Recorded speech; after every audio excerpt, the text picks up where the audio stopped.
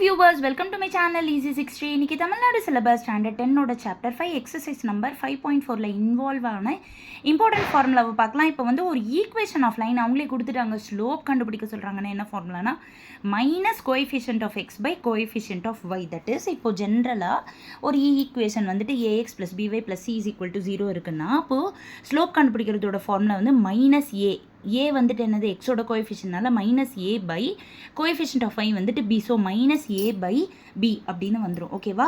Condition for parallel, அதாவது ரெண்டு line கொடுத்துட்டு இது பேரலல் லைனா அப்படின்னு கேட்டாங்கன்னா நீங்கள் என்ன பண்ணணும்னா கொடுத்துருக்கிற லைனுக்கு ஸ்லோப் கண்டுபிடிக்கணும்.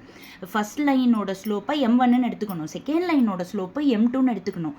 ரெண்டு ஸ்லோப்புமே ஈக்குவலாக வந்துச்சுன்னா அப்போ கொடுத்துருக்கிற லைன் வந்து பேரலல் லைன்ஸுன்னு ஆகிடும். சப்போஸ் ரெண்டு ஸ்லோப் ஈக்குவலாக வரலை அப்படின்னா நீங்கள் அந்த ரெண்டு ஸ்லோப்பை மல்டிப்ளை பண்ணி பார்க்கணும்.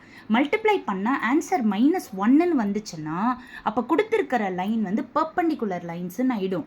பேரலல் லைனா இல்லை பெர்பெண்டிகுலர் லைனா இல்லைன்னா அவங்களே பேரலல் லைனுன்னு கொடுத்துட்டு ஒரு மிஸ்ஸிங் வேல்யூவை கண்டுபிடிக்க சொல்லுவாங்க.